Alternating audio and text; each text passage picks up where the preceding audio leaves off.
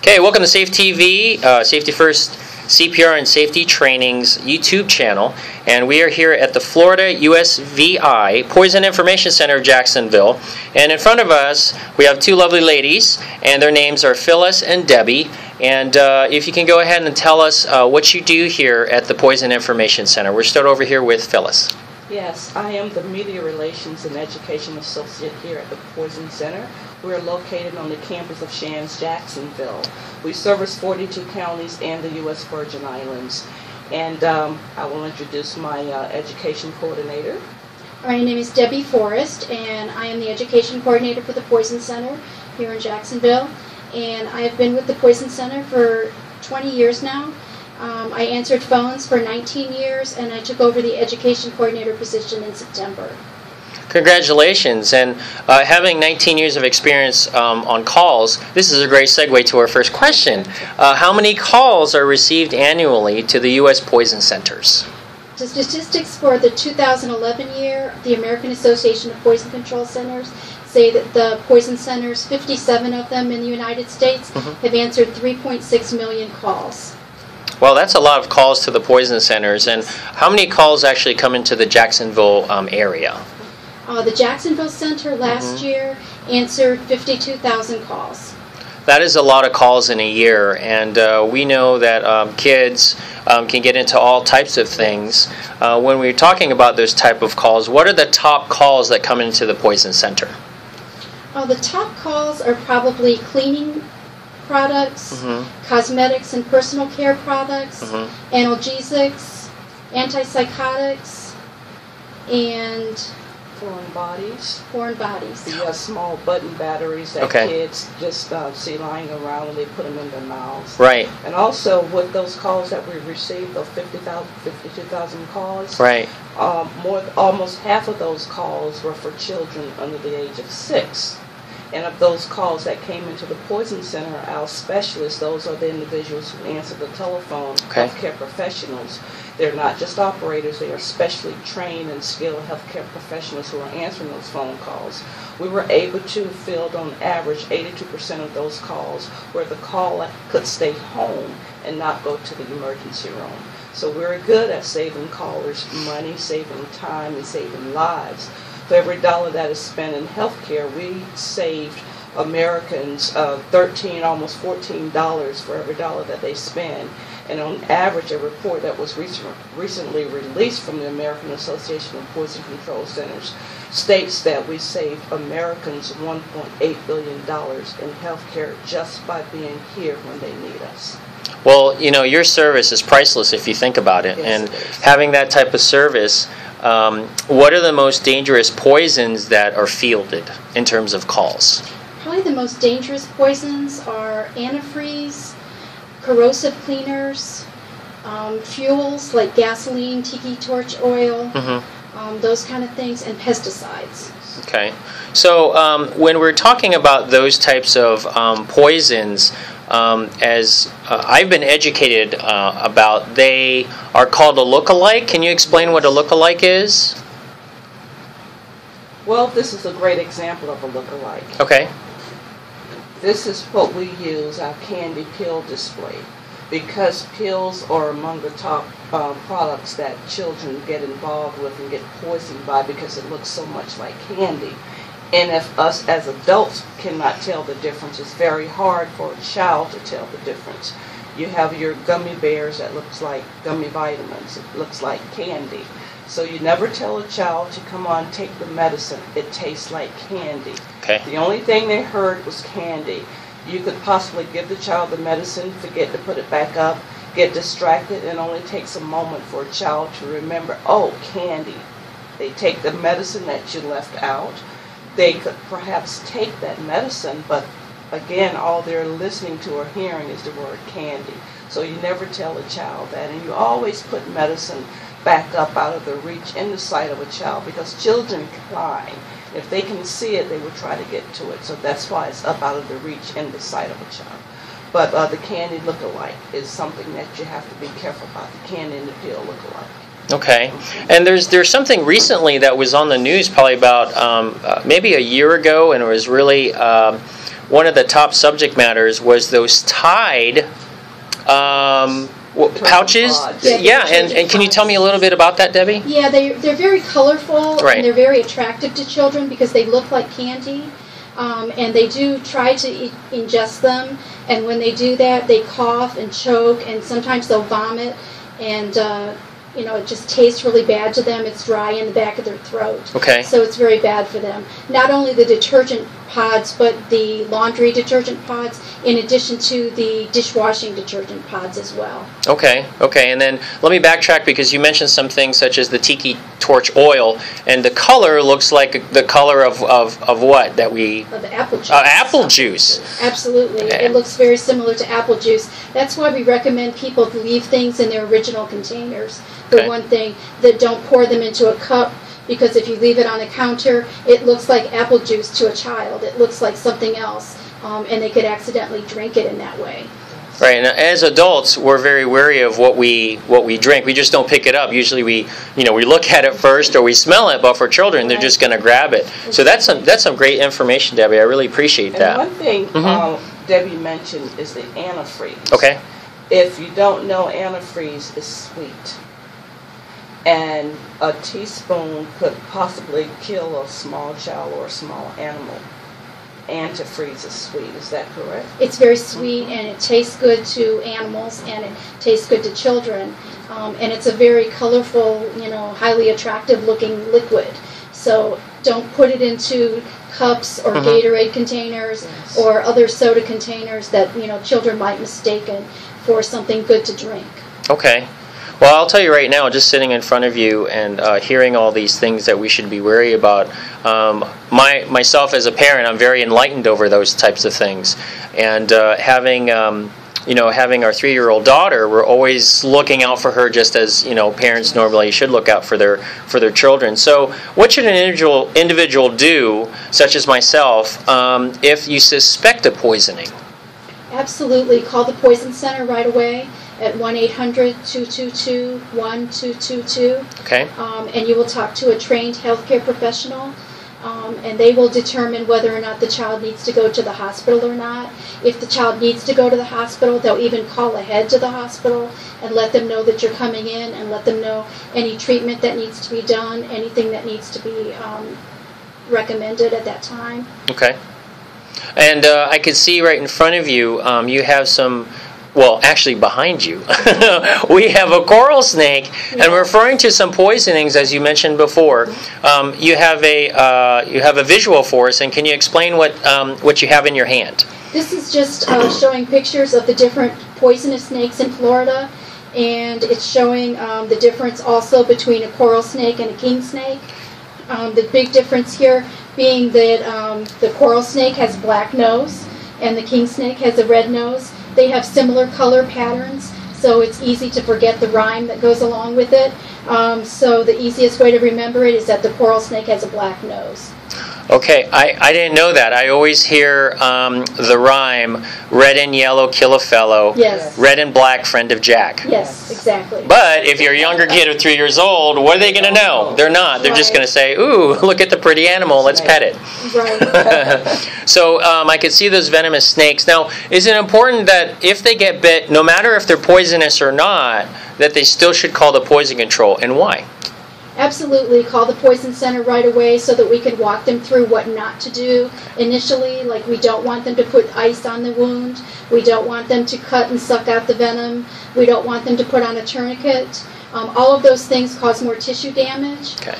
So we want them to just put the limb at heart level, remove any restrictive clothing or jewelry from that side, and go on to the emergency room where we can help the doctors and nurses take care of them once they get to the hospital. Well, that's good to know, because I think sometimes we get romanticized on TV. Wait a minute, we need to suck out the poison, or let's just go ahead and put a tourniquet. But Hollywood, yeah, that's all Hollywood, and you're Hollywood in your own right by giving us the correct information that makes you all shine. And one thing that we're asking people to do in a poisoning emergency, don't search the internet for the answer. Okay. Call us first. We give you the right answer the first time. There's a lot of things on the internet we're not sure who puts it up there. We're not sure of the truth behind it. But if you call the Poison Center on the 800 number, you will get the right answer the first time. You will save time. Right. And that's why we're here. Okay. And besides those phone calls that you receive, what other services are offered at your Poison Center? We also offer educational programs to babysitting groups, to healthcare professionals, to senior citizens, to nursery schools, to anybody that requests a healthcare program. We do them free of charge. Good to know. Safety First does a CABS program, which stands for Child and Babysitting Safety. So we're going to look to see if we can have a partnership and have you come out and talk to the teenagers who are watching those kids. We also have free information to give out. Brochures and pamphlets and flyers. This is one on the Poison Center. If you're not familiar with the Poison Center, we have information to share with you for that. We have magnets for your refrigerator and stickers. What we've been doing with the stickers, we've been asking people to put the sticker on your mouse for your computer. So it reminds you to call us first instead of going on the internet. And we're also asking people to put our 800 number into their mobile and or home phones so they can have it easily accessible in case of an emergency. That's good information. And since we're talking about information you're giving to the public, what types of events are coming up from the Poison Information Center from Jacksonville? Well, awesome. We are planning for National Poison Prevention Week, which is March 17th through 23rd. It is a national initiative where we bring more awareness to the dangers of poisonings. And during this particular week, the Poison Center, the Florida USVI Poison Information Center here in Jacksonville, has put together several types of programs. For example, we will be at the Riverside Arts Market on that Saturday, March 23rd, with a table display. Nemours on that Wednesday during that week, and also at Carter's Pharmacies on that Monday, and Osteen Pharmacy on that Thursday, that Friday, the 22nd. And the big thing that we celebrate during this time too is the poster contest. We are doing a poster contest for students grades K through 8, where they design posters that bring awareness to the dangers of poisonings. And the great thing about it, we have a local winner this year from the Jacksonville service area whose poster is circulating the country during that time. And I will show that to you shortly. Well, that's wonderful. As I came through the hallways, I did see those posters.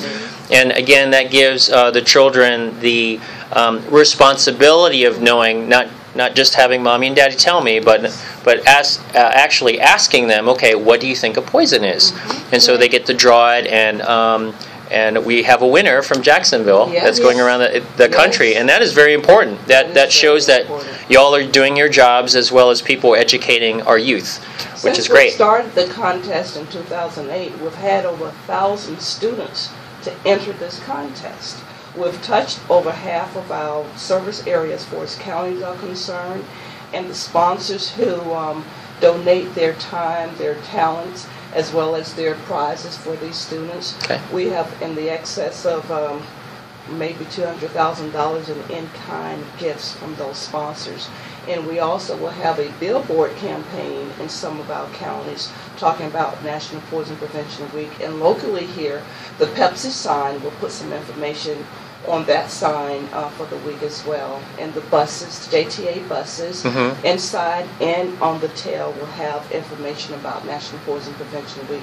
Buses in Daytona Beach and buses in Tallahassee as well. And those are the types of sponsors who come to our aid in helping us bring awareness, because we can't pay for all of that.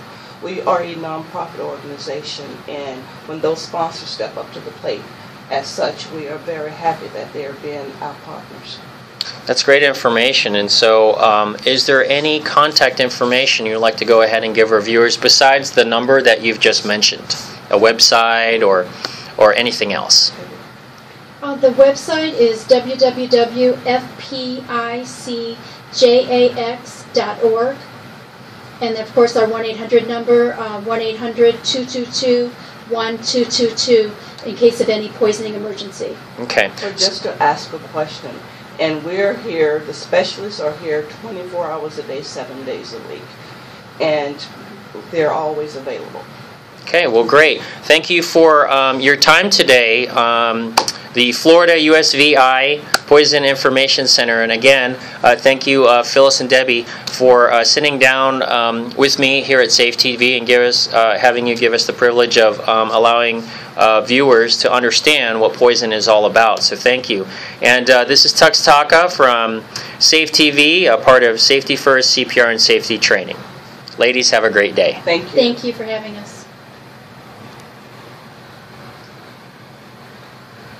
Okay, here we are back on SafeTV, and we took a short break as Phyllis had to go ahead and grab the posters of the children that won or are close to winning the national contest for National Poison Prevention Week. So, Phyllis and Debbie, can you go ahead and tell us what you have in front of you? Yes, each year the Poison Prevention Council does this poster contest, and we take part in it as a member of the American Association of Poison Control Centers. And each year we host a regional Poison Prevention Week poster contest. And we've been doing this since 2008, and since then we've had over 1,000 students to enter the contest. The good thing about it, this year, a student from the Jacksonville area, Natalie Lose, who was an 8th grader at James Weldon Johnson last year, she is a 9th grader at Stanton this year, has the first place national winning poster in the older division, kids grades 6 through 8. And Natalie is a very talented young lady, and we were very lucky to have this first place winning poster. Her poster will circle the United States during National Poison Prevention Week, which is March 17th through 23rd of this year, and we're very happy. She's going to attend our award ceremony for these students on March 19th and officially be congratulated, and we're very pleased with that. Not only did we win first place in this national competition for the 6th through 8th grader, we also won second place in the competition nationally. This poster was designed by It's okay. was designed by Madison Yertzel. Okay. And Madison was also an 8th grade student at James Weldon Johnson, and she is now a 9th grader at Stanton. And both these students were students of Miss Margaret Chella, the art teacher at James Weldon. And lastly, we also won second place at the national level for kids in grades K through 2. And this poster was designed by Kevin McAfee of St. Mark's Episcopal Day School when he was in first grade. Kevin has already entered again for this year, and we're very pleased to have these posters and to talk about these students and the work that they do, because it's important that they understand what poisonings are all about. We call it next generation poison awareness.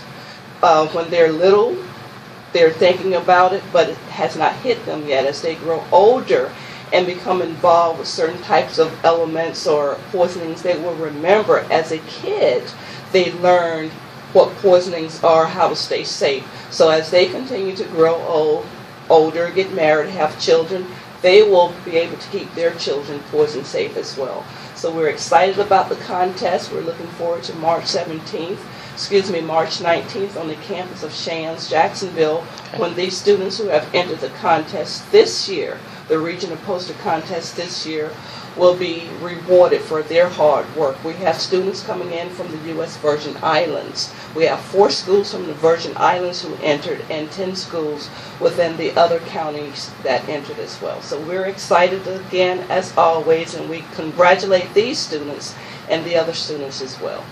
Well, again, Phyllis and Debbie, thank you for your hard work, putting it out there about poison and having the children make these wonderful posters. That, again, is a testament to your hard work here in our community of Jacksonville. So, again, I'm quite proud and privileged to be able to see these posters and how the wonderful children of our city recognize what poison is all about. So, thank you again. And this is Tux Taka from SafeTV here at the Poison Information Center of Jacksonville. at the campus of Shands Jacksonville Hospital. Again, ladies, thank you. Thank you. Thank you.